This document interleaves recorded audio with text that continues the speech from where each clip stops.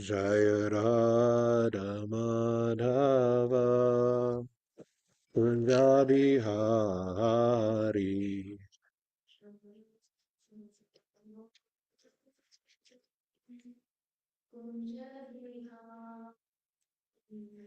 Jaya Radha Madhava Kunja Bihari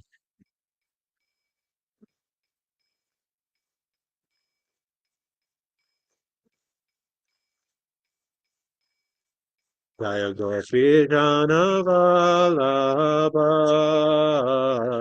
Girivaradari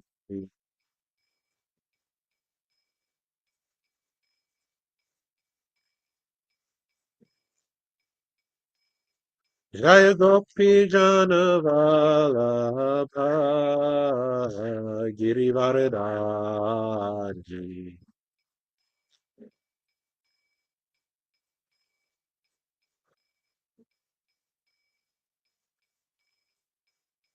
Yashoda Nandana Braja Jana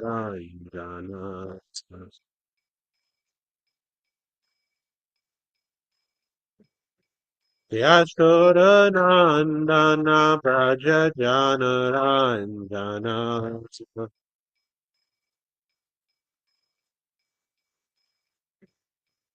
Yamuna Tira Vanachamari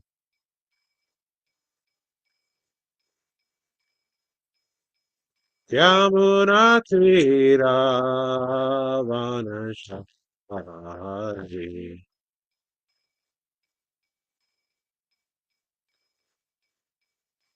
Jaya Radha Madhava Kunjabi Hari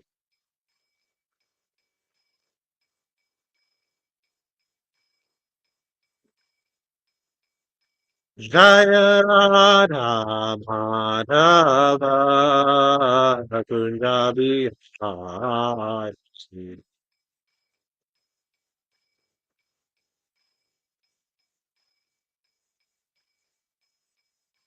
Jaya Gopi Jana Vallabha Girivaradari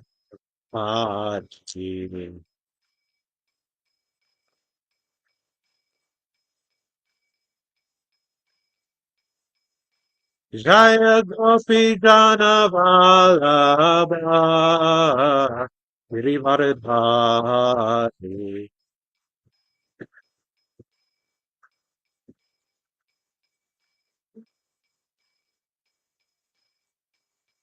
Yashoda Nandana Bhaja Jana Randana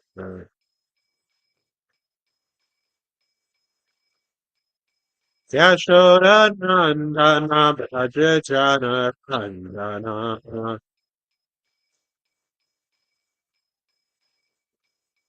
Yamuna Tira Savanachmari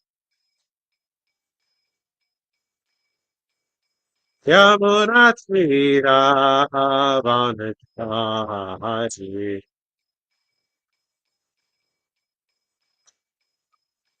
Hare Krishna Hare Krishna Krishna Krishna Hare Hare Hare Rama Hare Rama Rama Rama Hare Hare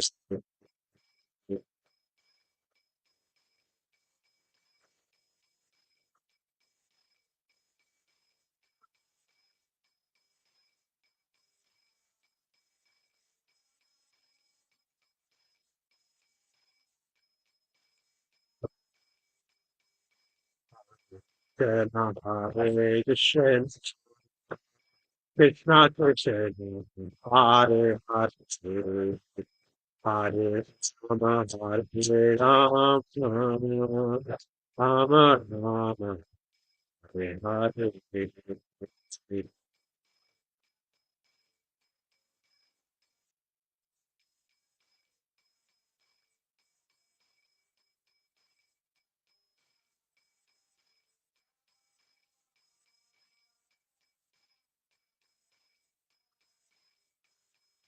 Hare Krishna, Hare Krishna, Krishna Krishna, Hare Hare, Hare Rama, Hare Rama, Rama Rama, Hare Krishna.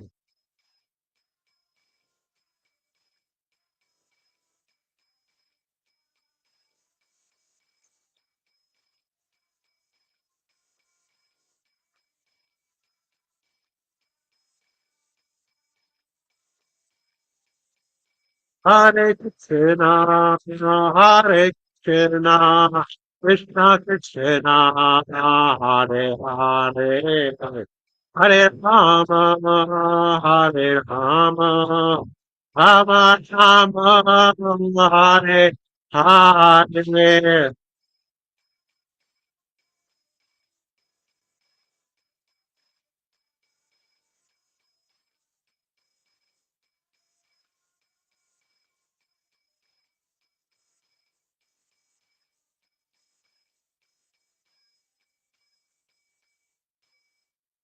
Jayam Vishnu Padapaham Sabir Jakacharya Shodashati Srimad, His Divine Grace, A.C. Bhaktivedanta Swami Maharaj Prabhupada Ki. ISKCON Founder Acharya Srila Prabhupada Ki.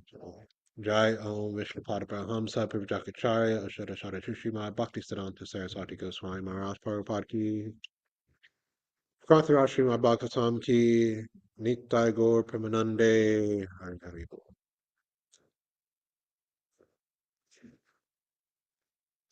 Om Namo Bhagavate Vasudevaya. Om Namo Bhagavate Vasudevaya. Om Namo Bhagavate Vasudevaya. Reading from Srimad Bhagavatam, Canto 7, Chapter 7, titled What Prahlad Learned in the Womb, text number 39.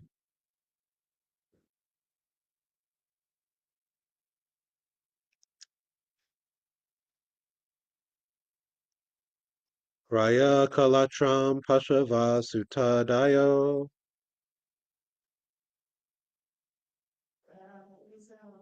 Hmm. Yeah, it's 7:39. Yeah. All right, I'll wait a minute. All right. Raya Kalatram Pashava Sutadayo. Griha Mahi Kunjara Kosha Bhutaya Sarverita Kamakshana Panguryar Yusha Purvanti Martyasya Kiya Priyam Chala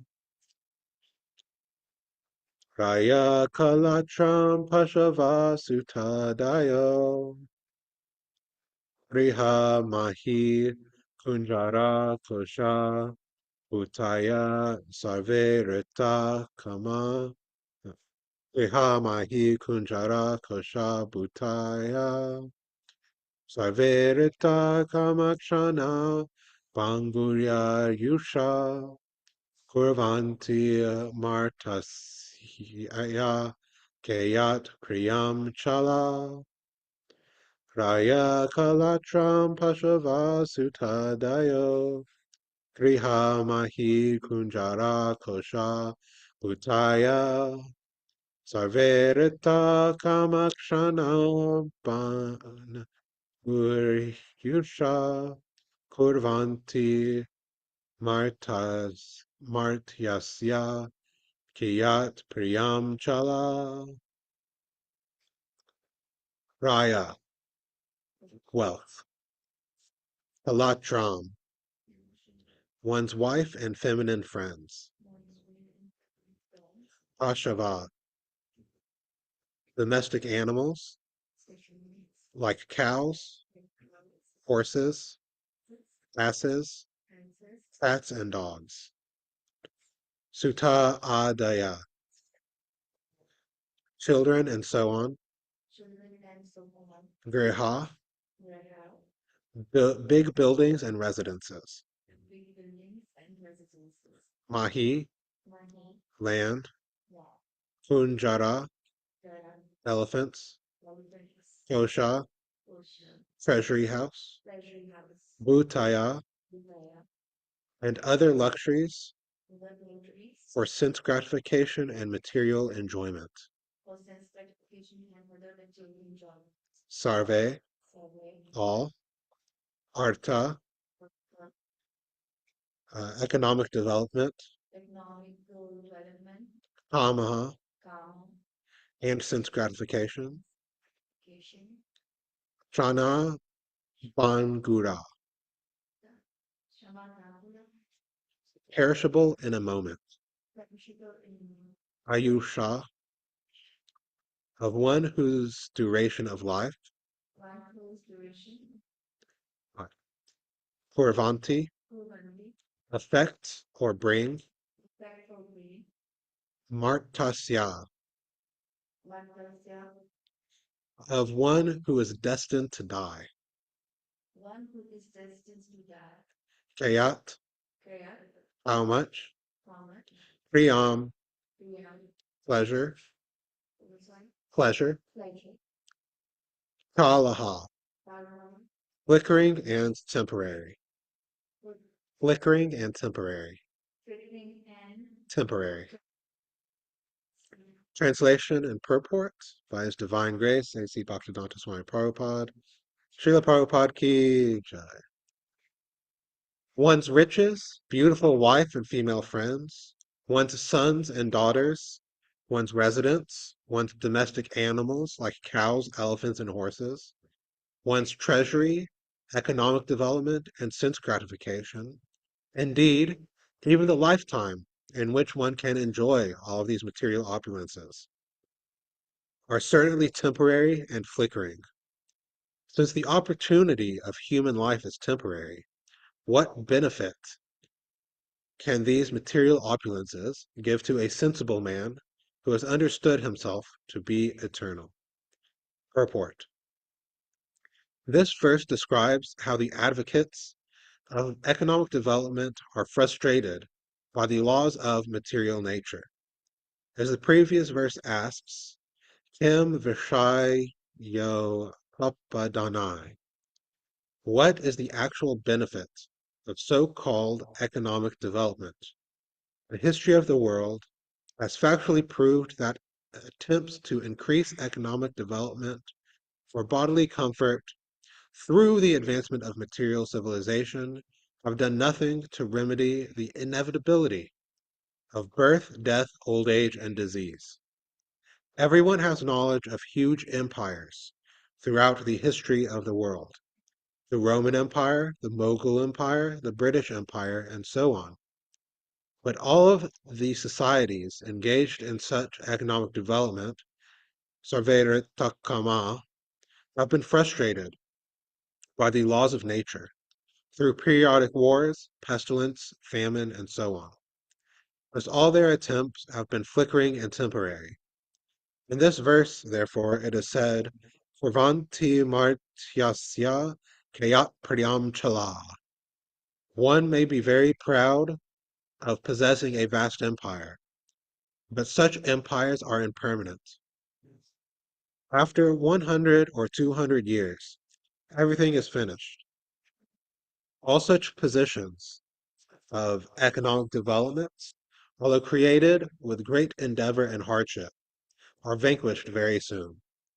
Therefore, they have been described as chala. An intelligent man should conclude that material economic development is not at all pleasing.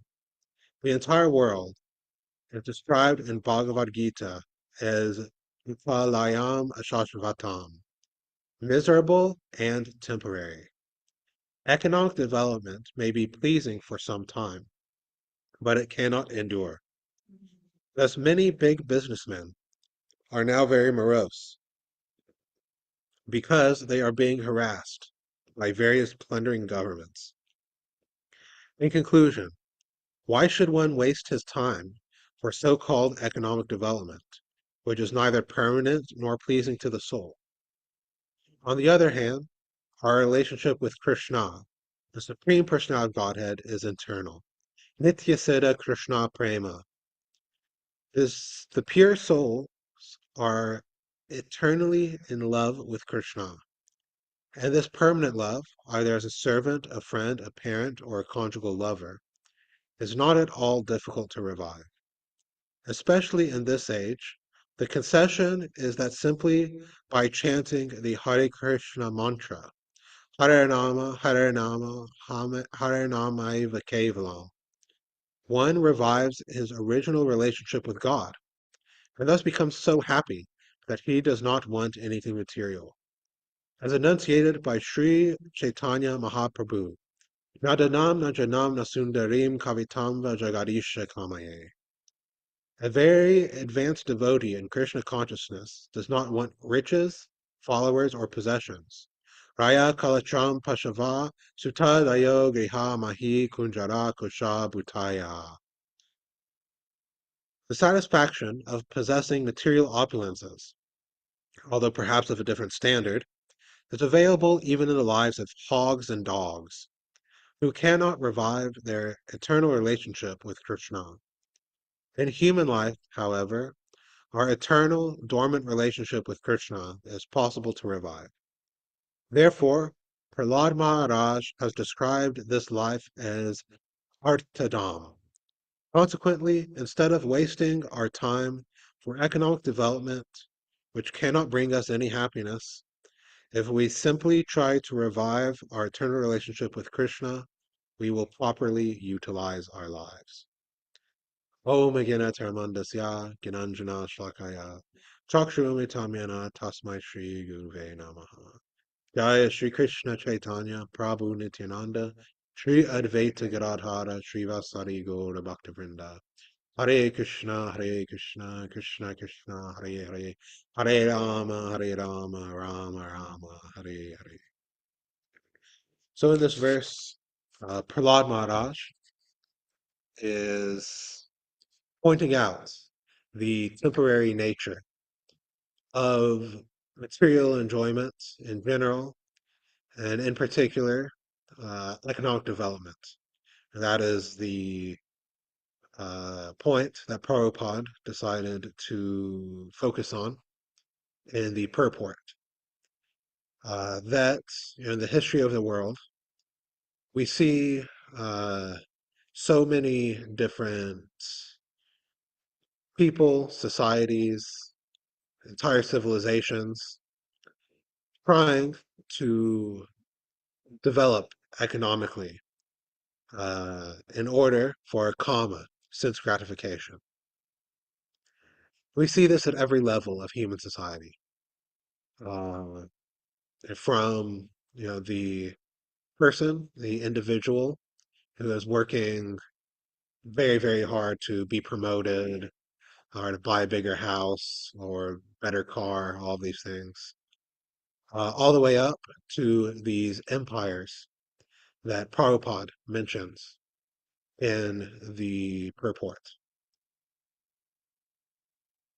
And in all of these cases, it is taken that economic development is to be the goal of life.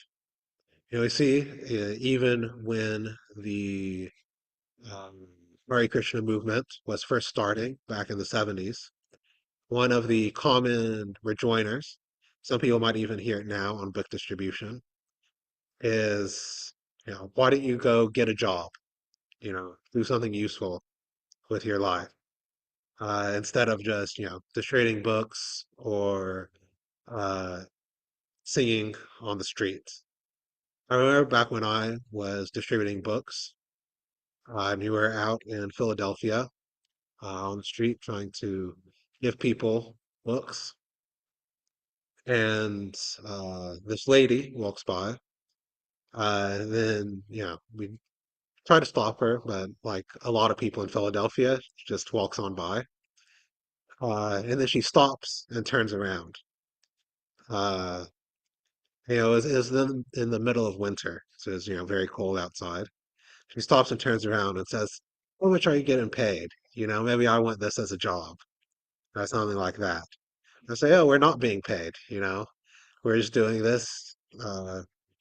She's like, "Oh, you're not being paid? Then why are you out here?" It's like, "Oh, we're just trying to serve our guru." And I said, "I don't want to join your cult," and then runs away. Right? Uh,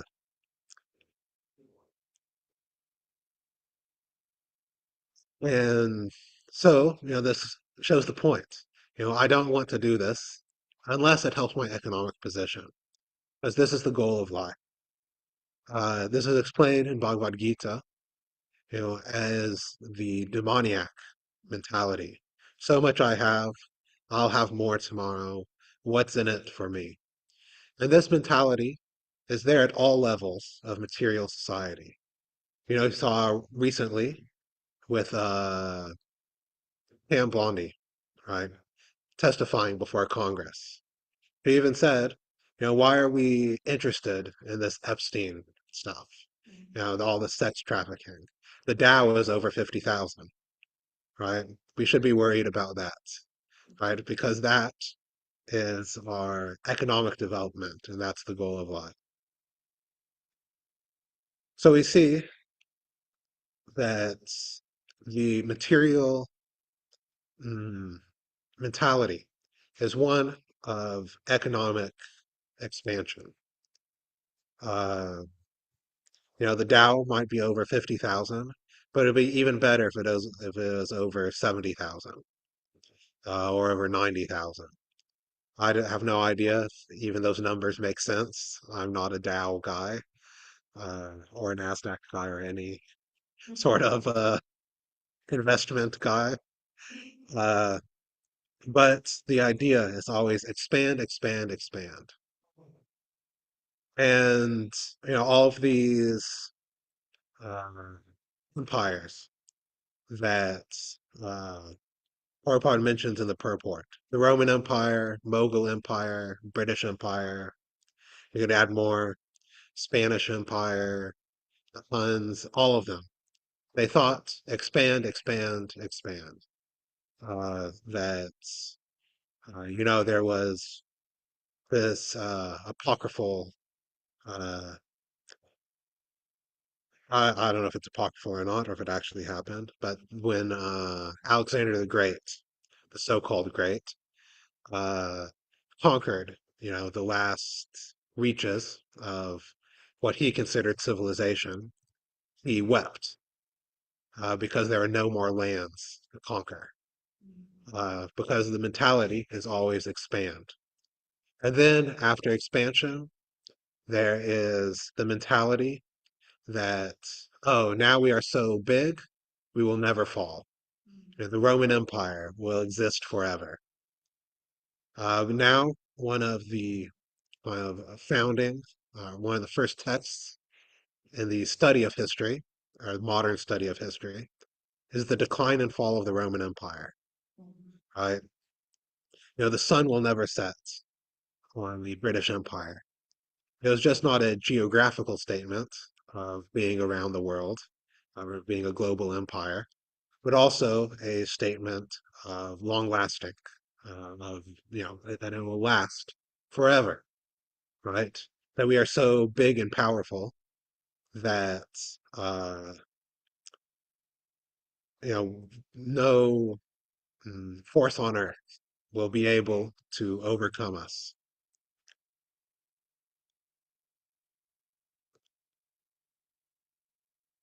Uh,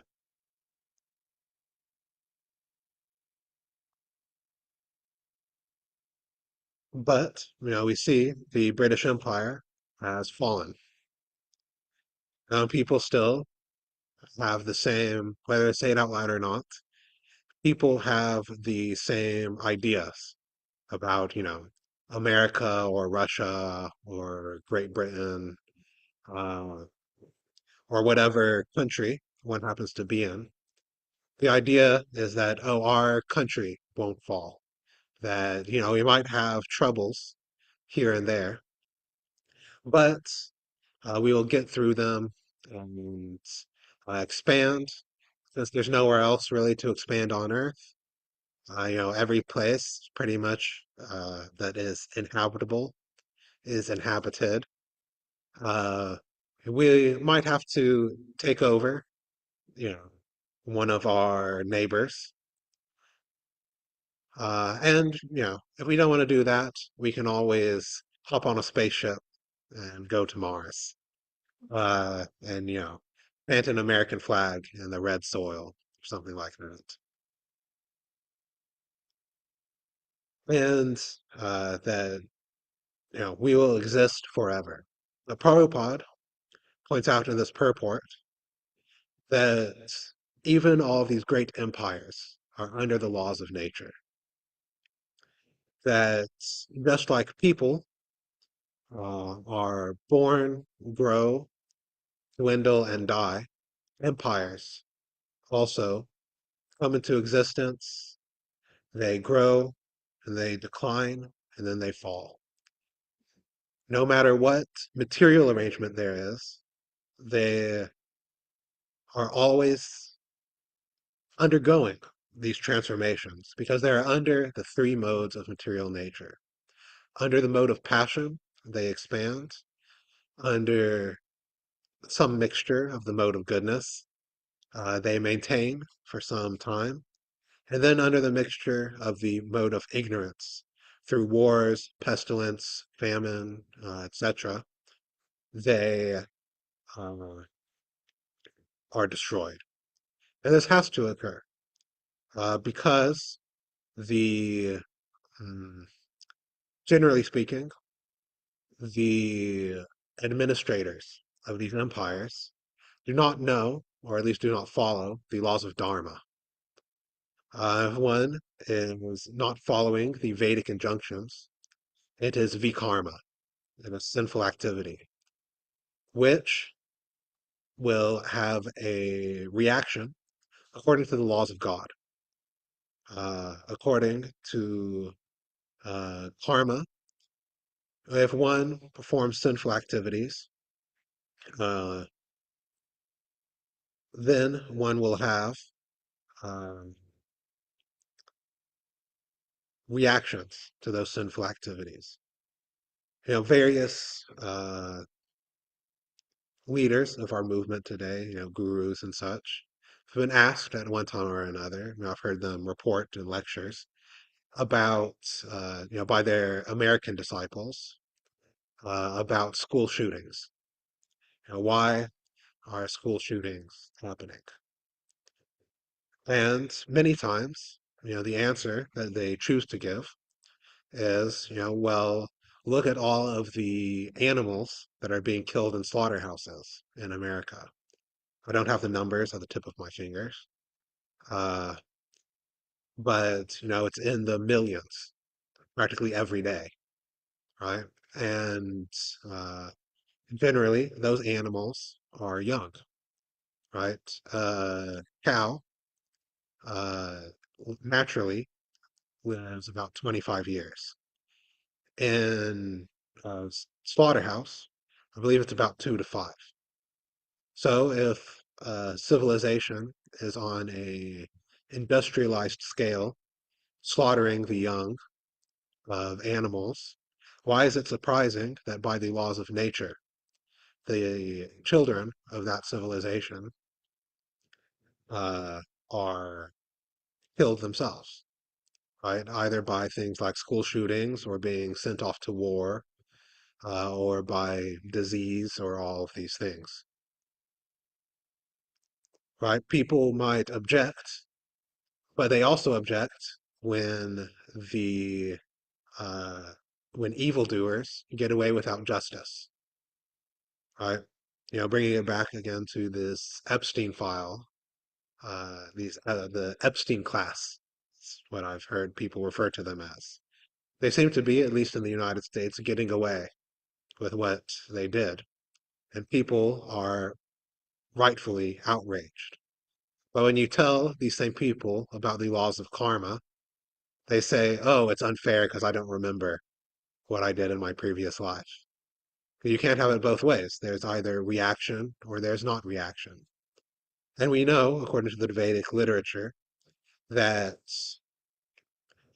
when uh, one performs sinful activity, even if for economic development or sense gratification, then one has to undergo sinful reactions according to the severity of that sinful activity.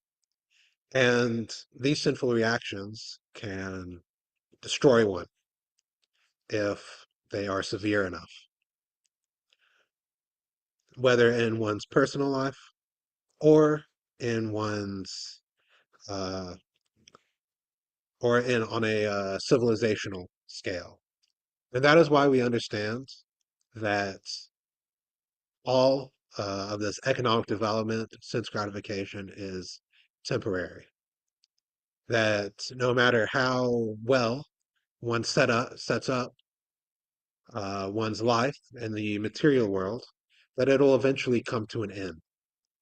That one might have very nice domestic situation, a very good job, secure, uh, secure place to live, and all of these things that people work so hard for.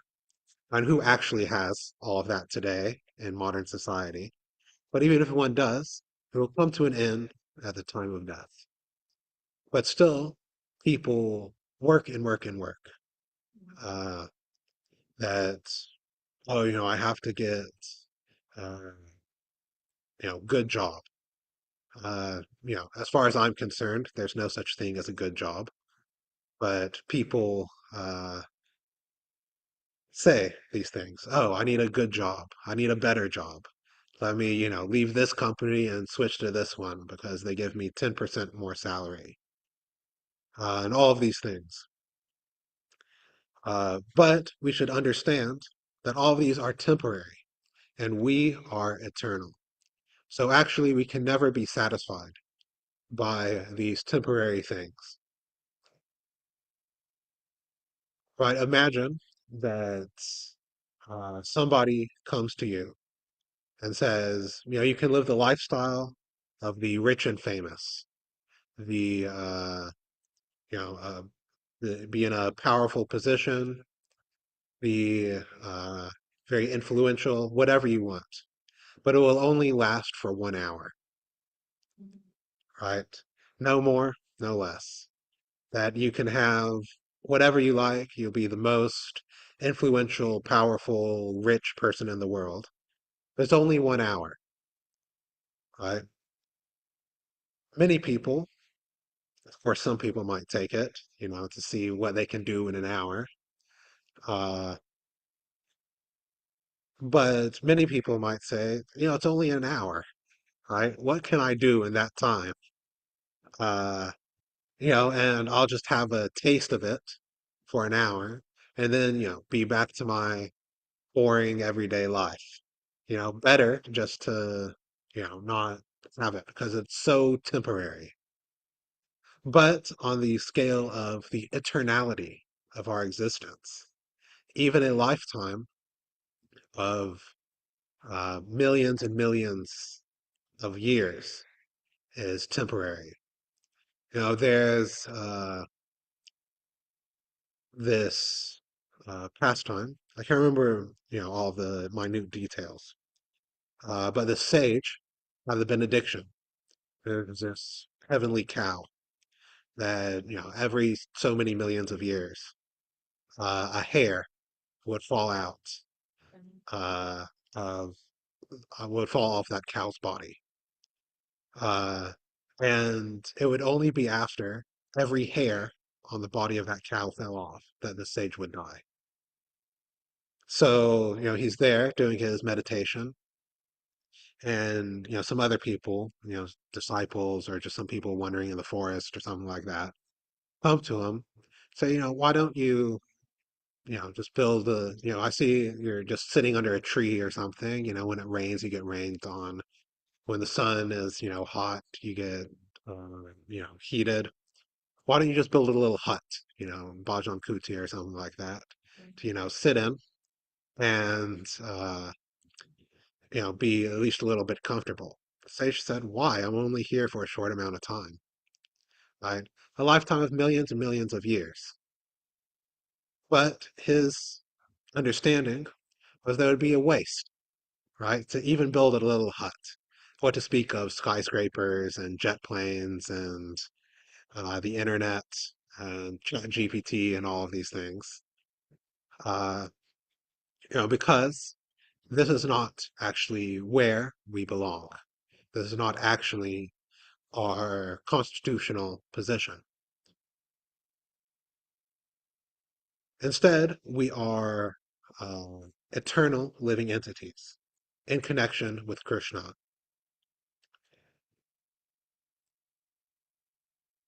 And that if we actually want to become satisfied in our existence, if we actually want to find satisfaction, we have to revive this eternal relationship.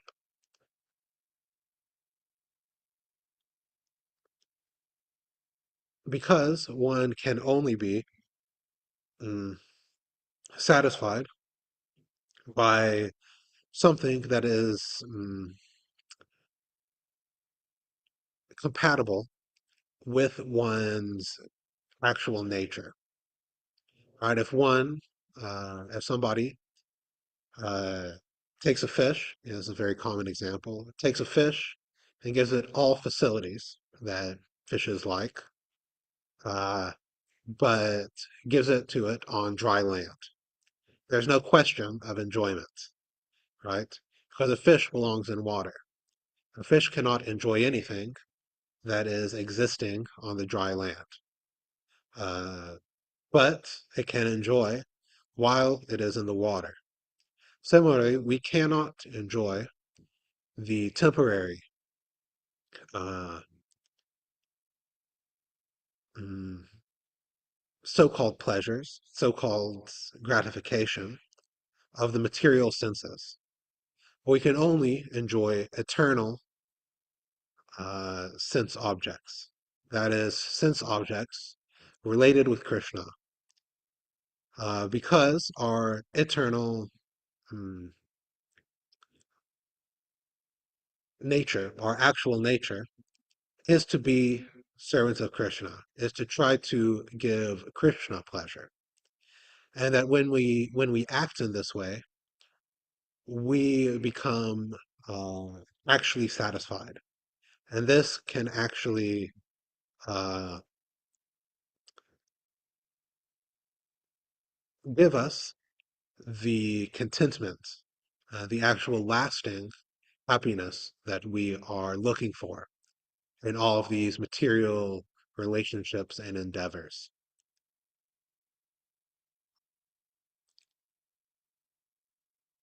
And this love, this permanent love, Prabhupada uses this phrase, is actually complete. We understand by the Bhagavatam, which is the most complete science of the Supreme Personality of Godhead, of actually the full scope of our of the relationship between the living entity and the Supreme Personality of Godhead. Many other spiritual paths, there might be glimpses of things, but most of the time, the idea is that, oh, of awe and reverence. God is a king, a judge, things like that. But as Prabhupada points out in this purport, one can have a relationship with Krishna, as a servant, in this way, or as a friend, as a parent, or even as a romantic partner. Uh, so we aren't missing anything by engaging in this process of devotional service. Whatever uh, one wishes to try to enjoy in the material world, it is there in its pure form in the spiritual world. If one wants, many friends, if one's a socialite, wants many friends, to be well connected, things like that. To have that very fraternal, like, uh, deep relationship like that. Then become friends with Krishna, right? And with the devotees.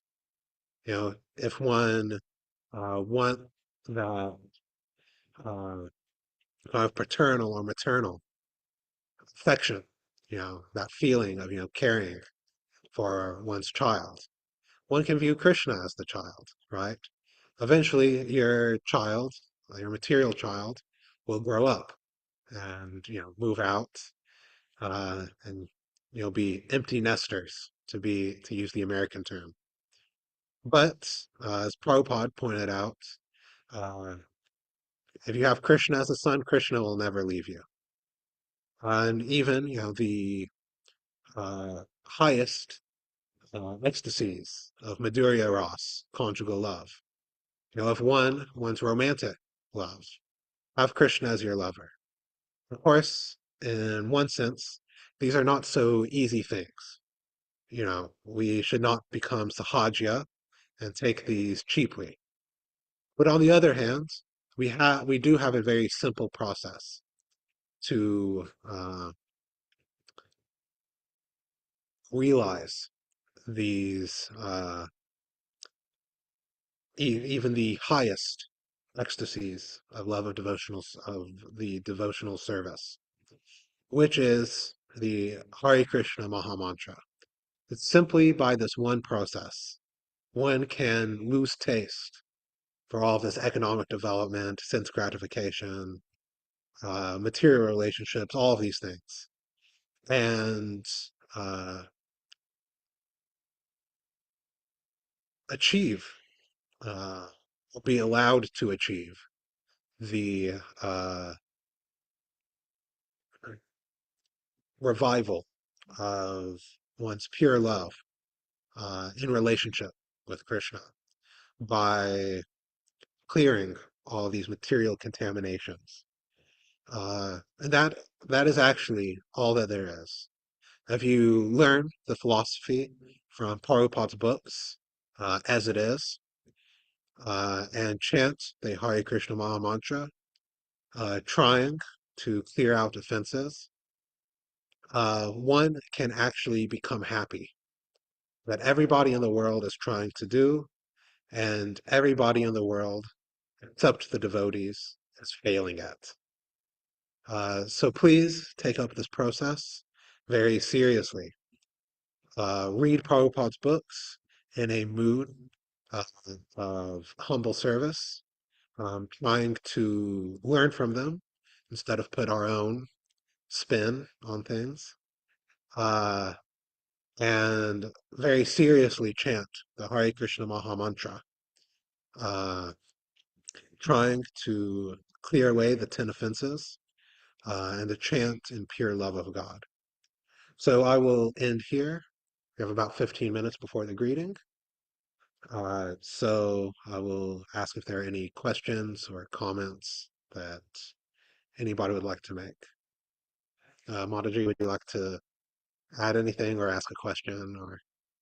So basically, just like do so many things that all the like reflectors over me. Hmm. But as we are in this Krasta ashram, Hmm. challenges in terms of like when others are not in this process. Yeah. We try our best, and then Krishna is very merciful in that way that he makes arrangements for us to be and to keep on anchoring to the Mahamantra, Hmm. to serve others. Yeah. Difficulties, play of Maya comes in, which is very difficult sometimes to get out. And it's kind of a tug of war. Yeah. How to keep ourselves into this whole process. Because I feel like service is the food for my soul. Mm. Not serve like cancer, right?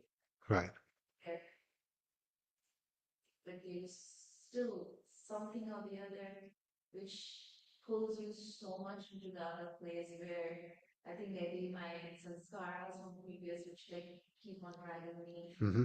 or I don't know the situation where I'm like it's so much of like tug of war, like the two the family can be there but not so kind of. Right. So basically, if uh, the essence of your question is like basically the tug of war between the various, Like you guys were yeah, yeah, between the various, even responsibilities that you have, like in the Grihastha ashram, especially, and then kind of, just the pure like service, kind of separate it from the economic development. Yeah, so uh, the Grihastha ashram can be complicated. Uh, and that's why one of the reasons why I'm missing it completely. Uh, but uh, yes, for the Grihastha, some economic reality has to be there, right? You have to have money to uh, buy, buy clothes, take care of your kids, buy food, all of these things. Uh, and yes, depending on one's situation, that requires uh, mm, associating a lot with non-devotees who might push you for this economic development more than what is necessary. Because, as a grihasta, certain things, a certain amount is necessary in order to just live in this world. But it should not be expanded to more than necessary. Uh, what necessary looks like depends on the situation, right? But one can always uh, arrange one's lives to have the maximum amount possible of direct service uh, and the minimum amount of all of these different material things. Of course, we do understand as well that if one is raising one's children to be pure devotees as much as possible, then that is also service. Um, but one should think how to arrange one's life in order to maximize uh, spiritual engagement, maximize association with devotees, and minimize material engagement and association with non-devotees. One part of the vision that Prabhupada had for this is farm communities. Of course, we're at farm community now. Uh, there's lots of questions, of course, about economic models, how to grow things. There are details to work out. But, Gita Nagari and other farm communities, one can always move to one of those, right? Associate with devotees all day and find some way to have economic development. Maybe not 3 cars or 4 cars or, things like that.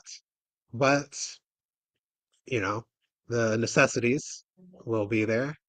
And then, you can associate with devotees, uh, go to morning program every day, evening programs, chant, dance, hang out with the cows. What more is there in life? Right? So I see some virtual hands raised. Agari Krishna Prabhu. Hare Krishna Prabhu, thank you so much for Hello.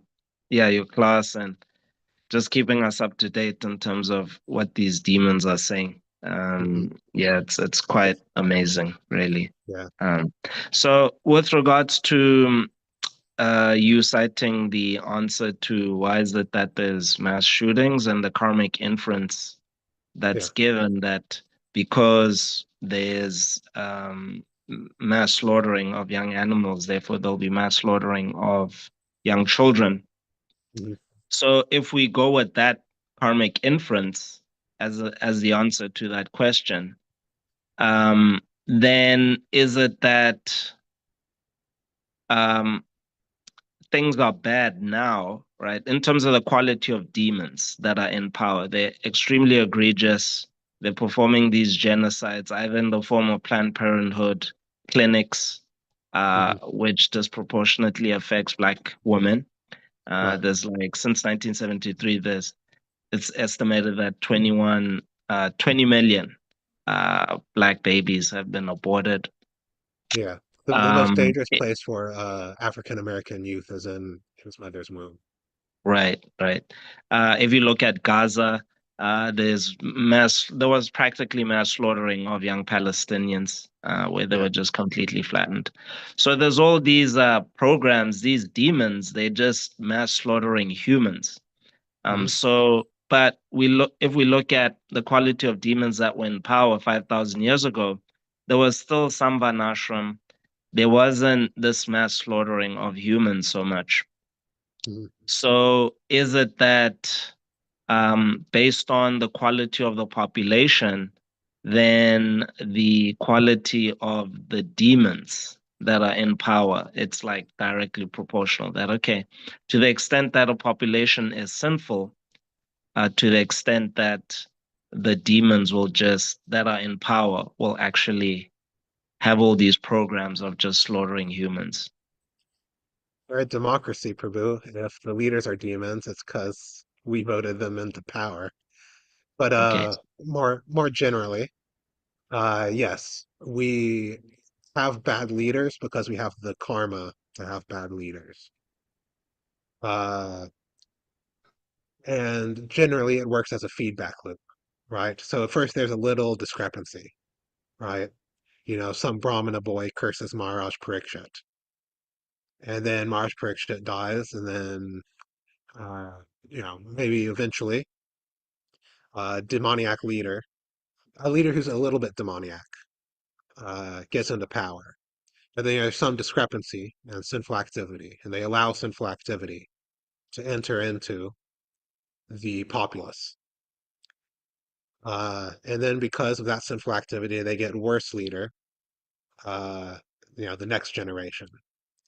And then that leader allows even more sinful activity to enter the populace, and then they get an even worse leader, and et cetera, until uh, you end up with the Epstein class ruling the country. Not just the country, the entire world, basically. Uh, so yeah, any suffering that comes, whether by government, disease, everything, is due to our karma. So if we have bad leaders, we have the karma to have bad leaders. We did something in a previous life to be born during this time, when demons are running the world, and kind of just have to adjust to that. Of course, there is the other side of the coin, especially in this Kali Yuga, since we have the Sankirtan movement, that we can actually, uh, whether quickly or over generations, depose the demoniac leaders, and put in Krishna conscious leaders. And Prabhupada did speak on occasions about the political aspect of the Hare Krishna movement, about the eventual mm, implementation, or I guess you say ascension, of devotees into these positions of power. That one day the Supreme Court judge will have Tilak, as he's uh, trying the cases. It's not that he'll have Tilak and then rule according to the demoniac laws, right? He'll have Tilak, and then rule according to the Krishna conscious laws. So yes, we are here because of our karma under these uh, demoniac leaders, but there is hope that the Krishna consciousness movement will take over the world and put in Krishna conscious governments everywhere uh, on Earth, and then maybe even spread to the heavenly planets. Uh, there's actually not just the chance that it'll happen; it will happen because it's the uh, desire of Srila Prabhupada and Lord Chaitanya. The question for us is, do we want to be a part of it? Right? Do we want to get the eternal devotional credit for that service, the ecstasy that it opens us up to, or will we just pass it by? So, yeah, hopefully that answered the question. Thanks, Prabhu. It does. Thanks. Dinapalika Mataji. Haribol Kasur, Hello. thanks for your class. Um, you were speaking about something that I've had a question on for a while, and that's whenever you were speaking about, I forget what the context was, but having Krishna as, serving Krishna and Dasi Ras, but also having Krishna as your friend, or as in that parental Ras, like you can experience all these, um, and not just, of course, the imperfection in the highest stages of spiritual life, but like we've even heard examples of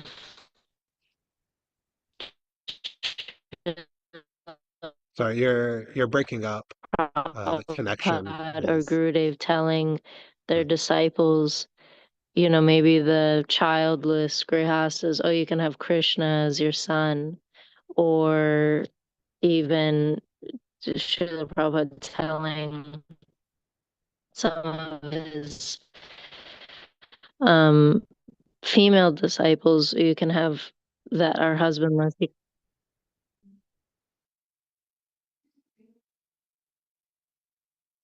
uh,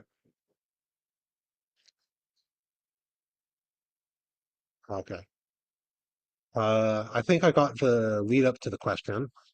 If you could just succinctly put the question itself into the chat.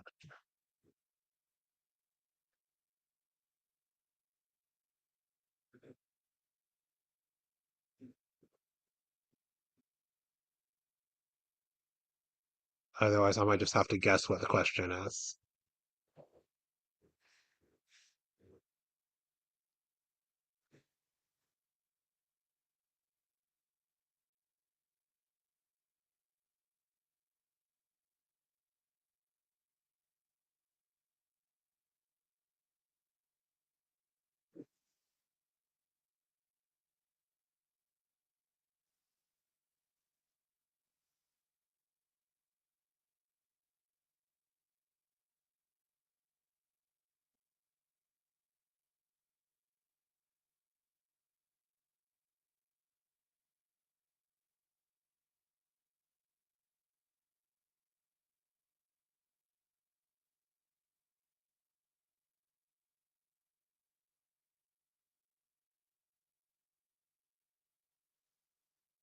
I guess until the question itself comes in, I'll talk generally. Oh, all right. Here it is.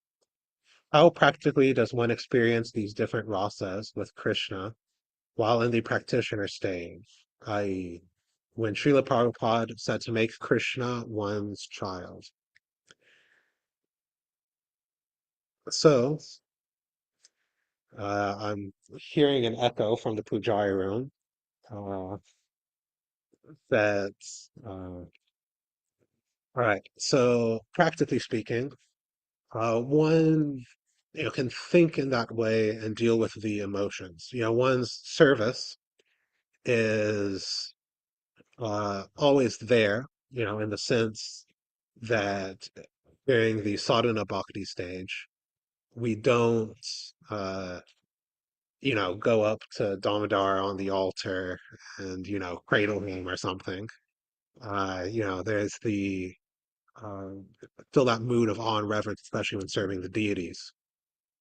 But, one can think, for example, uh, that, when one is cooking Rosh Boga or some other meal for the deities, think in the mood that, one is, uh,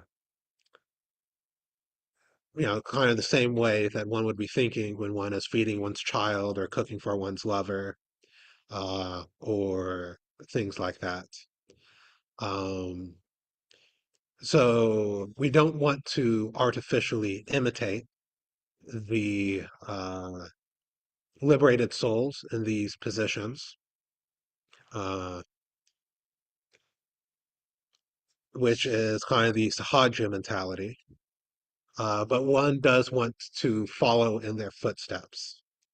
In the sense, there's this very well-known deviation, one could say, of the Gopi Bhav Club in Prabhupada's time. And it sometimes comes up again and again, uh, where people try to imitate the mood of the gopis, or what they think the mood of the gopis is. Uh, but, when one asks them to, here, I'll move to the Tulsi room because deity greetings are happening. Uh,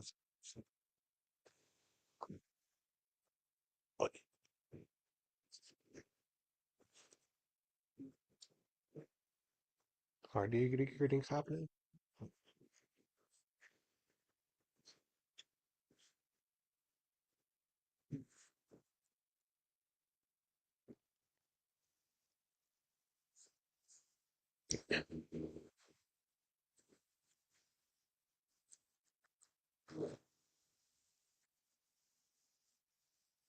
All right, so that's right. I was talking about the Gopi Bhav Club. So, one tries to imitate what one thinks the mood of the gopis is by doing this pastime or that pastime. Uh, but when they go to them and ask, "Are you willing to suffer social disgrace or humiliation or ostracism for the service of Krishna?" It's like, which is actually what the gopis faced, or possibly, or what they risked when going to meet Krishna for Rasa Leela. Oh, well, maybe not, right? So, yeah, we don't want to um, artificially take on a certain rasa, but one can think, um, I'm cooking for Krishna, just like I'd be cooking for my child or cooking for my husband or lover or something like that. And ultimately, of course, one does taste these different rasas by hearing or reading about the pastimes of Krishna in these different rasas from a pure source. Uh, Transcendental knowledge, transcendental experience is different than mundane experience because one can get the full experience simply by hearing about it. So that if one mm, hears about these things, uh, one can experience those rasas as well. And I've even heard Gurudev say before. It doesn't talk about it a lot, but mentions sometimes here and there that for example, with Damodar Leela, that those who have have developed or revived the rasa of paternal affection can meditate on this pastime and uh, those will, you say similar things for, Friendship and the Cowherd Boys, Madhurya Ross, and, the gopis or the wives of Krishna, etc. But actually, the mm, full experience will be revealed to you by chanting the holy names. It'll be, revealed by Kirtanam and then confirmed by the spiritual master. Uh, so the main thing in the practitioner stage is to hear from self-realized souls about Krishna Katha and to chant Hare Krishna, and then automatically one will experience these different rasas according to one's constitutional position. So hopefully that helps. I wasn't just rambling around everywhere. Right. Thank you. Are there any other comments or questions before we end?